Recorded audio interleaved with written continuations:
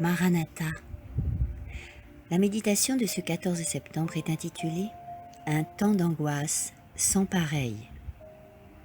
En ce temps-là se lèvera Michael, le grand chef, le défenseur des enfants de ton peuple, et ce sera une époque de détresse, telle qu'il n'y en a point eu depuis que les nations existent jusqu'à notre époque.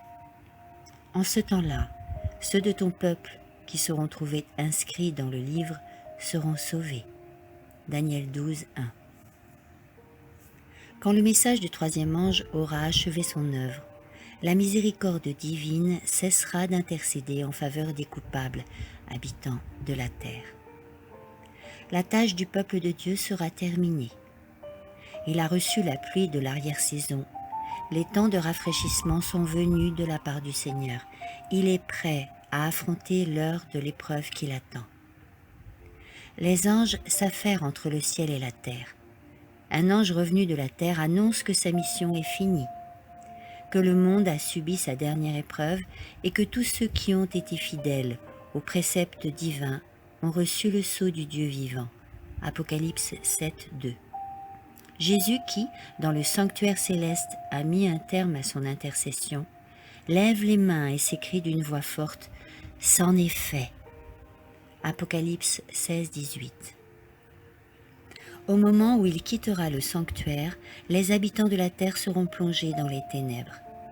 À cette heure lugubre, les justes devront vivre devant la face de Dieu sans intercesseur. Les restrictions qui pesaient sur les pécheurs étant levées, Satan exercera un empire absolu sur les impénitents irréductibles.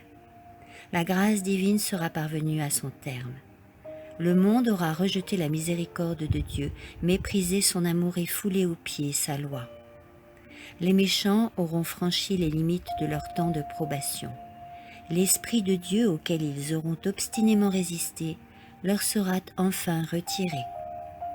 N'étant plus protégés par la grâce divine, ils seront à la merci de Satan, qui plongera alors les habitants de la terre dans la grande détresse finale. Les anges de Dieu, ayant cessé de tenir en échec la violence des passions humaines, tous les éléments de discorde seront déchaînés. Le monde entier passera par une catastrophe plus redoutable que celle dans laquelle périt l'ancienne Jérusalem. Ceux-là seulement, dont les mains seront pures et le cœur droit, pourront supporter ce temps d'épreuve. Aujourd'hui, alors que les 4 anges retiennent les 4 vents, assurons notre vocation et notre élection. Amen.